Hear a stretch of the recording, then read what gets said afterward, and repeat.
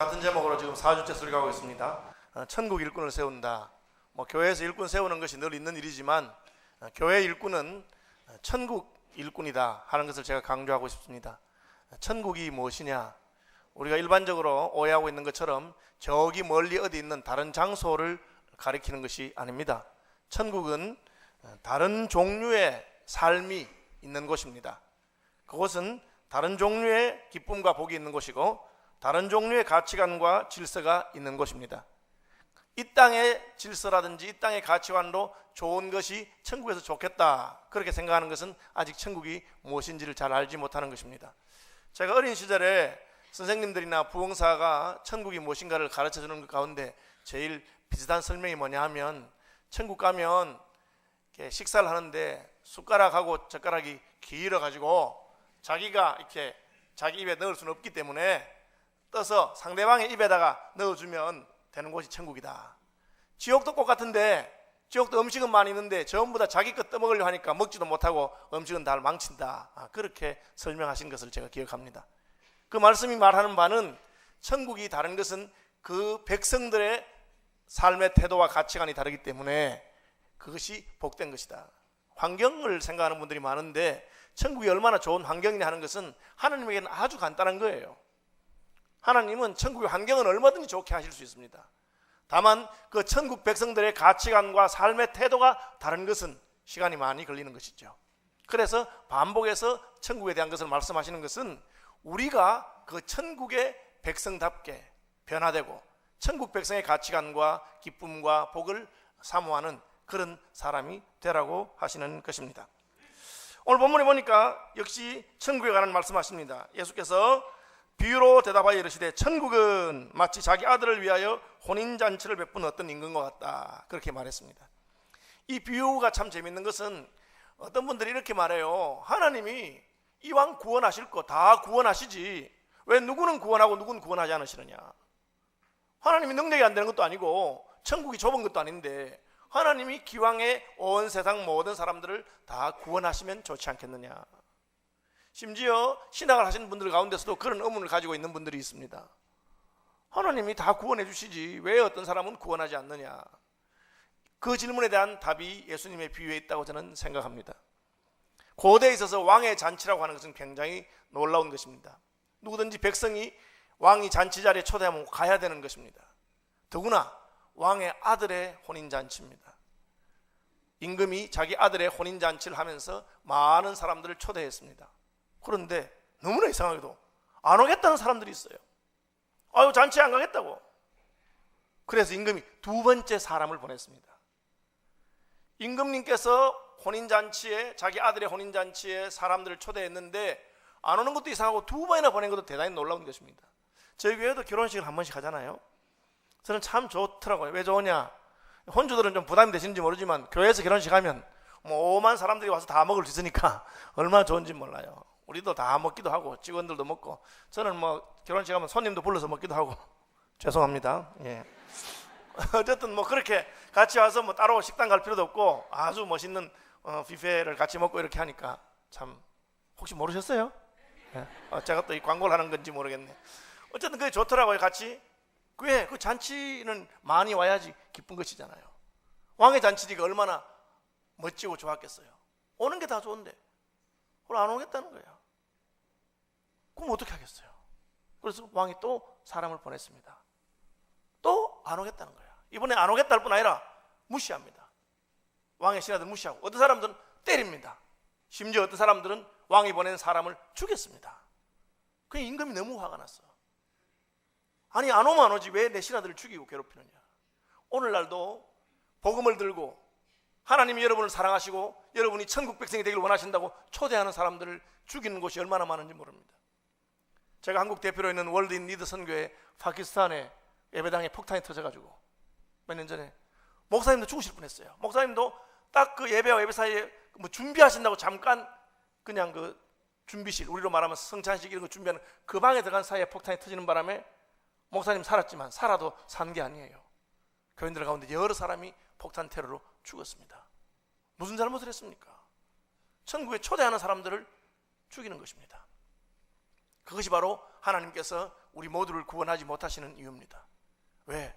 하나님이 우리에게 얼마나 많은 자유를 주셨느냐 하면 심지어 하나님을 거부할 수 있는 자유까지 주신 것입니다. 그것이 하나님을 사랑하셔서 우리에게 좋은 것을 주셨는데 인생이 그것을 거절하니까 하나님도 구원하지 못하는 것입니다. 오늘 어떤 사람들이 하나님에 대한 이야기를 하면 됐어요, 막 그런 얘기 좀 하지 마세요. 저는 하나님이고 뭐고 필요 없고 내 인생 내가 알아서 살겠어요. 예수 믿어서 천국 갑시다. 그러면 천국 필요 없어요. 그런 게 어디 있어요? 혹시 있는지도 모르지만 있다 한들 나는 아무 상관없으니까 날 그냥 내버려 두세요. 그렇게 말하는 것입니다. 그것이 바로 왕의 아들의 혼인잔치에 초대받았던 사람들이 오지 않을 뿐 아니라 초대하는 사람들을 무시하고 쫓아내고 심지어 죽였다고 말하고 있습니다. 그러니까 어떻게 그들을 천국 잔치에, 어린 양의 혼인잔치에 부를 수 있겠느냐. 그들의 행한 일에 마땅한 책임을 질 것이라고 말하는 것입니다. 저와 여러분은 하나님의 초대에 기쁘게 응답하신 분인 줄로 믿습니다. 그래서 여러분 오신 것이죠. 이제 직분자 투표했으니까 한 걸음 더 나갔어. 직분자로 부르시는 것도 마찬가지입니다. 아니 다른 교회들은 장로 뽑고 집사 뽑고 권사 뽑는다 하면 되고 싶어서 막 난리를 하는데 우리 교회는 안 하겠대. 안 하겠다는 분들이 그리 많아요.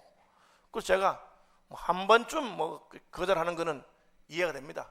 저는 부족했어, 나이가 많았어, 부끄러웠어, 한 번쯤은 이해가 됩니다. 그러나 두 번, 세 번 거절하는 것은 하나님 앞에서 황송하고 죄송한 일입니다. 우리가 잘나서 부르는 것이 아닙니다. 우리의 구원도 마찬가지입니다.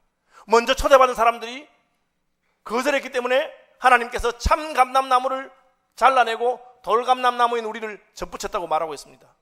2부 예배 때 제가 초등부한테 물어봤어요. 참 감람나무가 좋겠나 돌감람나무가 좋나? 다들 참 감람나무가 좋대. 걔들이 언제 감람나무를 받겠습니까? 그래도 말만 들어도 참 감람나무가 좋잖아요. 그러나 거절하기 때문에 하나님께서 돌감람나무인 우리를 접붙였다. 아브라함의 후손인 유대인들이 하나님께 버림받고 이방인들과 신약교회의 그리스도인들이 하나님의 나라의 백성이 된 것을 말하고 있습니다. 우리가 하나님 은혜로 부름받고 구원받은 것처럼 직분도 꼭 마찬가지입니다. 우리가 잘나서 하는 것도 아닙니다.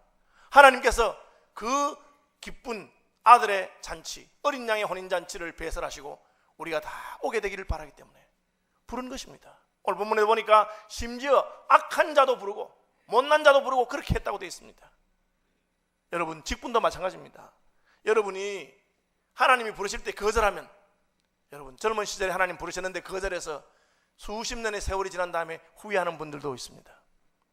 혹은 그때 거절하는 바람에 평생 다시 부르심을 받지 못한 사람들도 있습니다. 아무쪼록 주님이 부르실 때 순종하는 분들이 되시기를 바랍니다.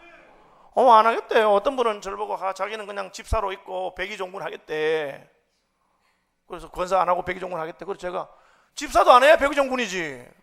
무슨 집사는 백의종군이고 권사는 그럼 무슨 종군이냐. 제가 그렇게 설득해서 그냥 순종하도록 한 적이 있습니다. 그렇죠. 권사하고 집사하고 차이가 없어요. 집사는 1년 계약직, 권사는 정규직, 그밖에 없어요. 해마다 갱신해서 20년 하는 거나 그냥 한꺼번에 하는 게 낫는데 왜 자기 직장은 계약직 싫어하고 정규직 좋아하면서 교회는 계약직 하겠다고 하는지 몰라. 무슨 말씀인지 아시겠어요? 같은 거예요. 이제 우리가 여자 집사 문제를 놓고 신학적인 논쟁이 있으니까 이름을 권사라고 붙인 거지, 여자 안수 집사가 권사인 것입니다. 부르면 하면 되는 것이죠. 그래서 제가 그렇게 했어요. 백의종군이 뭐냐? 백의종군은 시킨 대로 하는 게 백의종군이에요. 자기 마음대로 하는 건 백의종군이 아니야. 무슨 말인지 아시겠어요? 시킨 대로 하는 게 백의종군이에요. 계급장 때도 순종하는 거죠. 우리 교회 백의종군 한 분 있죠. 구영진 장로님. 대학생 때부터 음대 나와서 우리 교회 지휘자 했잖아요. 지휘하는 거 얼마나 좋아하는지 몰라요. 그런데 제가 장로 되시자마자 구 장로님 이제 장로가 되셨으니까 성가대 주의는 젊은 사람한테 물려주고 그만하세요. 그러니까 아무 소리 안 하고 예 목사님 저 안 하겠습니다. 얼마나 하고 싶었으면 없던 성가대 새로 만들어가지고 오메가 만들어가지고 하시잖아. 그게 백의종군이야. 그게 자기 하고 싶은데 하지 말아야 되는데, 그죠? 하기 싫은데 안 하는 건 백의종군 아니에요. 그죠? 여러분 충성이라고 하는 것은 명령대로 하는 것입니다. 군사로 다니는 자는 자기 생활에 얽매이는 자가 없나니 이는 군사로 모집한 자를 기쁘시게 하려 함이라. 그렇게 했어요. 한 번은 우리가 겸손이고 이해가 됩니다. 예. 그리고 또 진짜 우리가 하나님이 다음 기회로 부르실 걸 생각하고 그런 분들도 있어요. 저한테 와서 울면서 목사님 제가 진짜 하고 싶지만 이번에는 형편이 안 돼서. 저 그런 분들은 다 이해합니다. 그리고 아직 또 기회도 있고 나이도 있으니까 다음에 또 하자, 그렇게 하기도 합니다. 그러나 기본적인 마음은 내가 형편 안 되고 능력 안 되는 거 주님이 다 아십니다. 주님이 몰라서 시키겠어요. 그럼 나는 주님이 하라고 하는 만큼만 하면 되는 것입니다. 주님이 안 하라고 하면 안 하면 되는 것이고, 우리는 그저 주님의 부르심에 순종하는 것입니다. 안 하면 어떻게 되느냐? 안 하면 모르드게가 에스더에게 한 말입니다. 에스더야, 너 왕비의 자리에 있는 것이 바로 이 일을 하라고 하나님이 너를 세운 거 아니겠느냐? 민족을 위해서 한번 목숨을 걸어라. 오라버니, 왕비는 이거 껍질밖에 없는 거예요. 허울, 그냥 허울만 좋지. 임금이 나를 사랑하지 않으면 아무 소용이 없어요. 지난번 왕비도 술자리에서 임금 말 하면 안 들었다고 바로 폐위됐어요. 우리 황제가 성질이 대단합니다. 부르지 않았는데 제가 가면 저는 죽을지도 몰라요. 그때 뭐라 합니까? 모르드게가, 그래? 너 만일 하나님이 너를 부르실 때 순종하지 않으면 하나님은 다른 사람을 통해서 너를 사용하실 것이고 너와 너의 집은 하나님께 버림받을 줄 알아라. 그 무서운 말을 오빠가 여동생에게 한 것입니다. 그러니까 예, 오라버니, 제가 나가겠습니다. 저를 위해서 금식해 주십시오. 죽으면 죽을 것입니다. 그렇게 말했어요. 그것이 충성이요, 그것이 순종입니다. 어떤 분들은 교회가 부르는데 하기 싫대. 그래서 안 했죠. 어떤 일이 생깁니까? 세월이 지나니까 자기보다 훨씬 못해 보이던 사람, 자기보다 훨씬 늦게 예수 믿은 사람 다 하는 거야. 그럼 어떻게 되겠어요? 자기도 모르게 불평이 생깁니다. 아이고, 시민교회 수준이 이렇게 떨어졌나? 왜 저런 사람을 집사로 세우고 권사로 세우고 저런 사람을 장로로 세우는지 몰라. 왜? 자기가 안 해서 그렇게 된 거예요. 그것이 바로 D.L. 무디가 한 말입니다. 무디가 무슨 학벌이 있습니까? 신학을 공부했습니까? 어린 영혼들을 사랑해서 길거리 노방주일학교에서 노방주일학교부터 시작해가지고 주일학교를 만들었습니다. 주일학교 부흥되니까 목사님들 중에서 아니 당신은 성경도 안 배우고 신학도 안 배우는데 왜 애들을 모아놓고 설교하고 가르치냐고 이랬어요. 무디가 뭐라고 말한지 압니까? 겸손하게, 예 목사님 맞습니다. 목사님이 하시면 너무 좋겠습니다. 신학도 공부하시고 가르치고 교회 가면 너무 좋겠습니다. 아무도 안 하니까 나 같은 사람이 하는 거 아닙니까? 그렇게 말했어요. 여러분이 하지 않아도 하나님은 얼마든지 사람들을 부르셔서 하실 것입니다. 그러나 내가 노하면 나는 하나님이 주신 은혜와 기회를 놓치는 줄로 아시길 바랍니다. 세상 사람들이 세상 가치관에 교회 들어가지고 무슨 장로하는 게 벼슬처럼 명예처럼 되니까 그 반발로 나는 그런 거 안 하고 나는 겸손하게 백의종군하고 그렇게 말하는데, 교회에서는 장로 되고 목사 되고 권사 되고 집사 되는 것이 명예가 아닙니다. 이것은 짐이지. 형제들의 발을 씻기 위해서 수고하라고 하는 것이지 자랑할 것이 아닙니다. 왜 교회에서 세상 가치관을 가지고 흔드는지 몰라요. 세상에서 장로님 하고, 제가 강로사 하다가 목사 되니까 그 우리 아파트 관리실에 계시던 은퇴하신 교장 선생님이 다 북글씨 하나 써주면서 영전을 축하드립니다. 그렇죠. 무슨 영전이야 이게? 그 세상 가치관 따라서 영전이가 싶어가지고 아이고 나는 막 그냥 겸손하게 목사 안 하고 그렇게. 그건 아닙니다. 제 선배 목사님은 제가 안수반다 하니까 권 목사 삼가 조의를 표한다 그러면서 강로사 때는 절반 좀 죽었다면 목사가 되었으니 주를 위해서 온전히 죽기를 바란다. 좀 평생 그 말이 잊혀지지 않아요. 30년 안 됐습니까?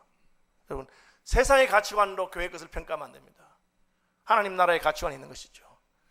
우리도 사람이고 대한민국에 사니까 이 유교의 어떤 가부장적인 질서 때문에 계급 개념이 좀 있는 건 어쩔 수 없다 하더라도 늘 하나님 말씀으로 자기를 바꾸고, 그렇지 내가 무슨 남에게 자랑하기 위해서 오래 있었다고 하는 것이 아니고 교회가 필요하니까. 아니 왕이 자기 아들 결혼식 잔치를 해놨는데 아무도 안 와. 얼마나 왕 체면이 문제가 되겠어요. 오죽했으면 가서 아무나 끌고 와라. 이놈이든 저놈이 관계없고 심지어 나쁜 놈이든 착한 놈이든 다 불러와라. 그리고 내가 잔치 자리에 다 준비해 놓겠다. 그래서 잔치를 베풀었습니다. 여러분, 이것은 하나님이 은혜로 우리를 구원하신 것과 똑같아요. 여러분이 하나님께서 은혜로 여러분 구원하는데 아이고 싫습니다, 저는 좀 더 공을 들이고 좀 더 충성하고 난 다음에 하나님 앞에 좀 이렇게 공적을 쌓은 다음에 예수 믿고 구원받겠어, 그렇게 말하는 분 있습니까? 아니잖아요. 주님이 나를 구원해 주신 것을 감사하고 그대로 있는 모습 그대로 죽게 가는 것처럼 주님의 부르심에 순종하는 분들이 되시길 바랍니다. 그렇게 하는 거예요. 부름받을 때는 은혜로 부름받았지만 부름받은 다음에는 약간 달라요. 그게 뭐냐? 부름받은 다음에는 우리가 준비할 것이 있습니다. 오늘 본문에 보니까 예복을 입었다고 되어 있어요. 잔치에 참여한 사람 가운데 예복을 입지 않은 한 사람이 있어. 그걸 보고 왕이 진노해서 쟤는 왜 안 입었느냐? 아니 아무나 부르셨잖아요. 거지도 부르고 가난한 사람 불렀는데 옷 없기 여사지, 그런 뜻이 아닙니다. 고대의 왕의 잔치에는 파티장 입구에 갈아입을 옷이 쫙 있습니다. 가난한 사람, 노동자 없는 사람, 그런 사람도 거기 가서 예복을 갈아입고 들어오면 돼요. 그 사람은 형편이 안 돼서가 아니라 성의가 없어서 안 갈아입은 거야. 여러분, 투표됐다고 여러분 바로 안수하고 바로 임명한 건 아닙니다. 6개월 동안 교육을 시킵니다. 그래서 장로는 장로로서, 안수집사는 안수집사로서, 권사는 권사로서 훈련해서 되는 것입니다. 될 때는 아무나 되지만 된 다음에는 준비해야 되는 겁니다. 여러분, 저 같은 자도 하나님이 목사로 부르셨습니다. 그러나 부른 다음에는 신학교에서 공부시키고 훈련시키고, 그래서 세월이 지나서 목사 같은 목사 만들어서 하나님이 쓰는 것입니다. 뽑힌 분들, 만약에 뽑힌 다음에 내가 뽑혔으니까 자기겠다 생각하지 말고, 뽑혔으니까 지금부터 하나님 기뻐하는 사람이 되도록 노력하고 힘쓰는 그런 분들이 되시길 바랍니다. 예. 뽑을 때는 아무나 뽑아도 돼요. 그러나 된 다음에는 목사는 목사답게, 장로는 장로답게, 집사는 집사답게, 권사는 권사다운 분이 되기를 힘써야 되고, 힘쓰실 때 하나님이 도우시는 줄로 믿습니다. 그게 바로 자리가 사람을 만든다는 거예요. 그러나 그것도 자기가 힘쓰지 않으면 안 돼요. 그래서 어떤 분들은 장로 됐는데 장로답지 않으니까 그런 분 때문에 다른 사람들이 저럴 것 같으면 나도 장로 안 하겠다 하고 안 하는 사람이 생기는 거예요. 되면 힘써서 충성하고 그의 나라와 그의 의를 구하고, 그러면 하나님께서 반드시 그 가정에도 기업에도 내가 애쓰는 것에도 위로하시는 줄로 저는 믿습니다. 두 번째는 뭐냐? 예수님을 테스트하러 왔어요. 뭐라 하는지 압니까? 당신은 중심을, 선생님은 중심을 보시는 분이라 그렇게 했어요. 순 거짓말 하는 것들이에요. 예수님이 중심을 보시는 줄 믿었으면 어떻게 예수님 앞에 거짓말하면서 아첨을 해? 속이 훤히 다 보이는데. 안 그렇겠어요? 그렇죠. 속이 훤히 다 보이는데. 그런데 거짓말해요. 이것은 진짜 예수님이 중심을 보는 능력 있는 분인 것을 믿지 않는 것이죠. 아첨하는 사람들이에요. 왜 예수님께 옵니까? 예수님 말씀을 들으러 충고를 받으러 오는 것처럼 보이지만 실제로는 예수님을 테스트하고 예수님을 넘어뜨리려고 오는 것입니다. 여러분, 하나님 앞에 나갈 때도 우리가 왜 옵니까? 하나님 앞에 은혜를 받기 위해서, 하나님 말씀 듣기 위해서 오는 것이죠. 저는 이렇게 딱 설교를 하다 보면 어떤 분들은 진짜 참 잘 들으시는 분들이 있어요. 내가 그냥 임명하면 저런 분들을 그냥 집사 장로 다 세우면 좋겠다. 그런 분들이 있더라고. 그렇죠? 그런데 어떤 분들은 열심히 받아 적는데 동기가 불순한 분이 있어. 왜? 열심히 받아 적고는 목사님 틀린 것만 골라가지고 이제 그 목회자들 가운데도 그런 힘든 교회에서 목회하는 분들이 종종 있더라고요. 저희 노예도 그런 교회 하나 있었어요. 그래가지고 탁 적고, 그 다음에 기도 시간에는 새벽에도 탁 적고, 기도하실 때는 목사님 막 설교한 내용 거꾸로 뒤집어가지고 막 큰 소리로 우리 목사님이 아직까지 성경 말씀을 잘 이해를 못하고 하는데 하나님 불쌍하게 달라고 막 이렇게 그런 분들이 있대요. 예, 지금은 안 계십니다. 얼마 전에 돌아가셨어요. 그런데 이제 그 교회 목사님 우리 노예에서 제일 진짜 대단한 분이라고 우리가 늘 대단한 분이라고 하는 분이 있습니다. 그런다고. 여러분, 주님께 나갈 때는 배우려는 마음으로 가면 됩니다. 지금 부족한 것은 하나님께서 다 이해하시고 용서해 주셔요. 그러나 바리새인이요, 율법학자요, 사두개인이요, 지금 잘 나가도 겸손하게 배우려는 마음이 없고 그냥 하나님이 보내신 메시아에 대해서 테스트하고 뺐다, 그렇게 하는 것은 하나님 기뻐하는 것도 아니에요. 그 바리새인들이, 사두개인들이, 율법학자가 그렇게 하다가 예수님께 창피를 당한 것입니다. 질문을 세 가지 합니다. 첫째 질문이 뭐냐? 세금을 내는 것이 맞습니까? 가이사에게 세금을 내는 것이 맞습니까? 유대인들은 하나님을 섬기는 신정국가를 추구하는 사람들이기 때문에 로마의 식민지 지배하에 있는 게 너무너무 싫은 거야. 마치 우리가 일본 사람들 싫어하듯이 너무 싫어하는 거야. 거기다가 세금까지 내야 되니까 너무 힘든 거야. 그럼 실제 세금 안 내느냐? 내지. 세금 안 내면 자기들이 어떻게 살아요? 모든 돈이 로마 돈이 통용되고 로마의 경제와 로마의 정치 질서를 있는데 내는데, 그 예수님한테 슬쩍 물어본 거야. 세금을 내야 됩니까? 내야 된다 하면은 매국노라고, 안 내야 된다 하면은 헤롯 땅을 딱 데려와서 현장에서 바로 잡아가라고 하려고 그렇게 한 거예요. 꽤 나쁜 의도를 가지고 예수님을 흔들려고 합니다. 여러분, 그리스도인들이 어떻게 해야 될까요? 네, 그리스도인들도 세금 내야 됩니다, 여러분. 왜? 우리는 두 나라에 속한 시민이기 때문에. 우리는 천국 시민이면서 동시에 이 땅의 시민입니다. 예수님 말하십니까? 세금 내는 돈 한번 가져와 봐라. 데나리온입니다. 거기에 누구의 얼굴과 누구의 글이 써 있느냐? 예, 로마 황제의 얼굴과 황제의 글이 써 있습니다. 가이사의 것은 가이사에게, 하나님의 것은 하나님에게 내라. 그렇게 말했습니다. 여러분, 예수 믿는 사람도 이 땅에 사는 동안에는 이 땅의 법과 질서를 따라야 됩니다. 그것이 예수님께서 가르친 바입니다. 그게 싫으면 저 깊은 산속에 들어가서 돈도 쓰지 말고 전화도 쓰지 말고 그렇게 살든지. 그렇게 살 수가 없잖아요. 여러분, 예수 잘 믿는 게 뭡니까? 여러분이 이 땅에서도 성실하게 잘 사는 게 예수 잘 믿는 거예요. 어떤 분들은 목사님 제가 너무 바쁘고 또 이제 손주를 봐야 돼서 권사를 못 하겠다고. 예, 손주 잘 보십시오. 그게 예수 잘 믿는 거예요. 하나님의 자녀 아닙니까? 내 손주라 생각하지 말고 믿음으로 잘 키워요. 그냥 뭐 우량아로 키우겠다 그런 생각하지 마시고 믿음의 자식으로 키우시길 바랍니다. 그거 하면 돼. 직장생활, 저는 직장생활이든지 사업이든지 자기 일 열심히 하고 성실히 하는 그것이 바로 하나님을 섬기는 거라고 생각합니다. 바쁘다 하는 분들에게 어차피 1년 365일이고 어차피 하루에 24시간이요. 그보다 더 하라고 하지 않습니다. 당신이 하신 일 성실하게 최선을 다해서 하면 됩니다. 다만 가이사의 것은 가이사에게, 하나님의 것은 하나님에게. 하나님의 것 아닌 게 어디 있어요. 다 하나님 거지만 이 가이사의 것, 하나님의 것이란 말은 용도를 말하는 것입니다. 소유는 다 하나님 것이지만 가이사의 것을 위해서 쓸 건 가이사하고 하나님이 할 건 하고. 그건 뭡니까? 그래서 주일 성수하시고 그래서 하나님의 일을 시간을 쪼개서 나누어 하고 그걸 말하는 것입니다. 뭐 내가 지금 충성하는 일 열심히 하지 말라는 뜻 아닙니다. 저는 대학 다닐 때 새벽기도 잘 나오다가 직장생활 하면서 새벽기도 안 나오는 청년들이 굉장히 불만스러웠어요. 얘들이 뭐 이랬나 했는데 우리 아들내미가 직장생활 하는 거 보니까 갑자기 이해가 싹 되는 거야. 왜? 세븐일레븐이야.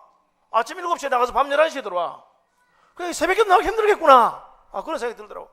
그 다음부터는 직장생활 하면서 새벽기도 나오는 분들 몇 분 있어. 굉장히 존경스럽습니다. 이야, 예? 뭐 쉽지 않죠. 이해할 수 있습니다. 그거 열심히 하면. 그러나 그런 중에서도 하나님 앞에서 내가 그럼 토요일은 한다든지 혹은 새벽 기도를 못 나오니까 금요일 밤에 기도를 한다든지 그렇게 자기가 나누어서 하면 되는 것입니다. 하나님의 것은 하나님에게, 가이사에게는 가이사에게. 저는 직분 받을 사람들이 자기 일에서도 충성스럽고 실력 있고 인정받는 사람들이 되기를 바랍니다. 그걸 하는 게 맞아요. 그러나 그런 중에도 땅의 것이 다가 아니기 때문에 나는 밥만 먹고 살기 위해 있는 거 아니고 출세만 하기 위해 산 거 아니잖아요. 천국 가서 통장에 몇십억 들고 와서 하나님 제가 그동안 모은 돈입니다. 하나님 뭐라고 하시겠어요? 그거 말라고 가져왔노? 그거 한 푼도 없고 쓸데없는 거. 하나님 기뻐하는 일에 쓰는 것이 남는 것입니다. 여러분 잘 생각하시기 바랍니다. 하나님의 것을, 가이사의 것을 잘 구별해서 가족들 위해서 밥도 먹고 살아야 되고 직장에서 열심히 노력해서 승진도 해야 되고 다 해야 됩니다. 그렇지만 또한 하나님이 부르시고 하나님의 일은 최선을 다해서 섬기시는 분들이 되기를 바랍니다. 예, 그런 분들이 뽑혀야 되죠. 세 번째 뭡니까? 부활. 사두개인들은 현실주의자고 실정주의자고 합리주의자고 경험론자들입니다. 경험하지 않은 것, 논리적으로 맞지 않는 것은 있을 수 없다. 죽은 놈이 어떻게 살아나? 죽으면 끝인데. 그렇게 말하는 것입니다. 그러나 천국은 다른 법칙이 지배하는 곳입니다. 천국은 나는 부활이요 생명인 예수께서 통치하는 곳입니다. 그러니까 하나님 나라 일꾼들은 세상의 가치관이나 그곳에서 머물러만 있으면 안 돼. 그걸 넘어서는 게 하나 있어야 돼요. 어떤 분들은 수십 년 교회 다니고 예수 믿었는데도 조금 이야기해보면 그냥 자기 세상에서 경험한 거, 직장생활에서 경험한 거, 인생살이에서 경험한 거, 그 수준을 넘어나지는 못해. 그 말이 틀린 건 아닙니다. 그 세상 경험이고 인생살이 맞는데 그러나 거기서 머물러 있고 그 넘어서서 하나님의 능력이나 역사를 알지 못합니다. 그래서 예수님이 사도개인들에게 너희가 성경도 하나님의 능력도 알지 못하는구나. 그냥 인생살이로 아는 거예요. 그러니까 몇 년 전에 어느 장관님이 기독교는 서비스 산업이라고 그렇게 말했다. 제가 기가 탁 막히더라고요. 야, 기독교를 서비스 산업이라고 생각하는구나. 직장생활하다 피곤하고 힘들 때 주일날 교회 가서 목사님 좋은 말씀 듣고 위로를 받고 친구들 만나고 밥 한 그릇 먹고 그렇게 오는 서비스 산업이라고 생각한다는 거죠. 왜 그렇습니까? 부활도 하나님의 능력도 하나님의 말씀도 깨닫지 못하기 때문에 그런 것입니다.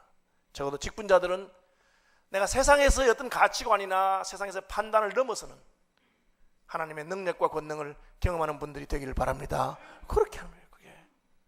그게 우리가 준비되고 훈련돼야 되는 거예요. 부를 때는 부족해도 여러분 직분자로 뽑히거든 훈련 잘 받았어. 아, 이게 하나님의 역사가 따로 있구나. 기도하면 응답하시는 게 있구나. 한 번 죽는 것이 끝나는 것이 아니고 그 뒤에 심판도 있고 부활도 있고 다 있구나. 천국이 있구나. 그런 것을 알아야 되는 것이죠. 마지막으로 이제 율법사가 와서 묻습니다. 성경에서 가장 큰 계명이 무엇이냐? 율법에서 가장 큰 계명이 무엇이냐 묻습니다.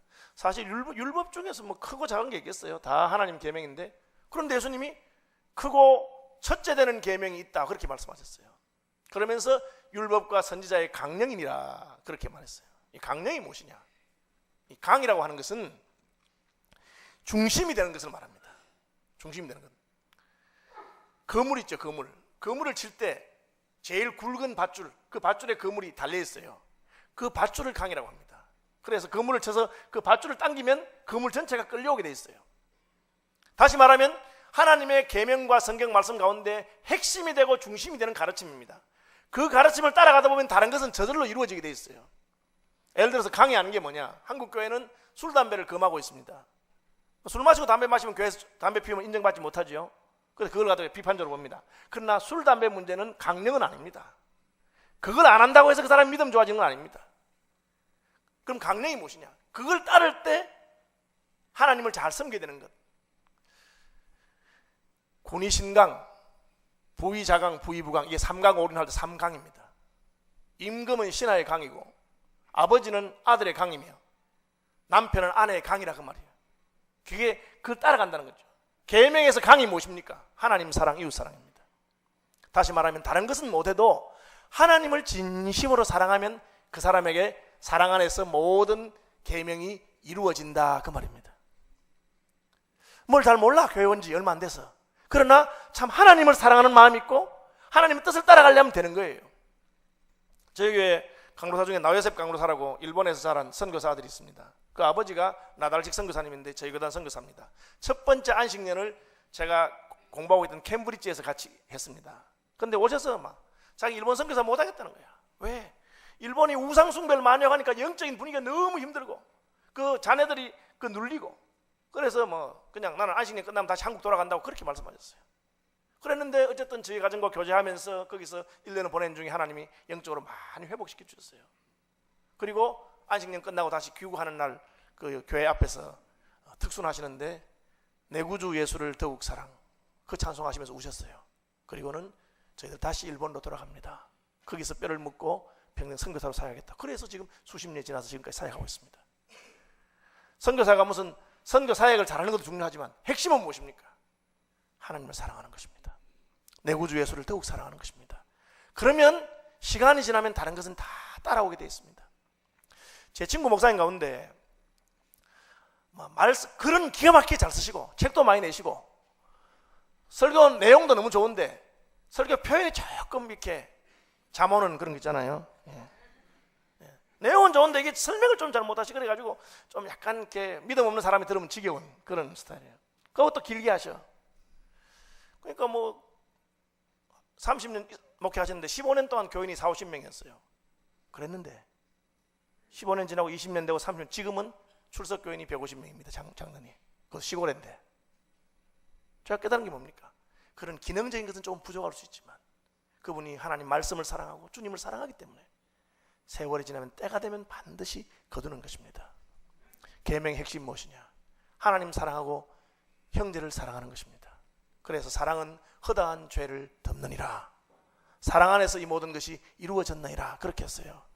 다른 거 보지 마시고 저분은 모르긴 몰라도 하나님 참 사랑하는 것 같아요. 하나님 사랑하는 것 같아요. 형제를 참 사랑하는 것 같아. 교인들 사랑하는 것 같아. 저도 후배 목사들에게 딱 요구하는 게 그겁니다. 진짜 주님을 진심으로 사랑하는가, 그리고 성도들을 사랑하는가. 그러면 다른 것은 세월이 지나면 주님이 그 강에 딸려있는 그물과 같아서 다 이루어줍니다. 이번에도 주님 진정으로 사랑하고 형제를 사랑하는 그런 일꾼들 세우게 되기를 바랍니다. 찬송하겠습니다.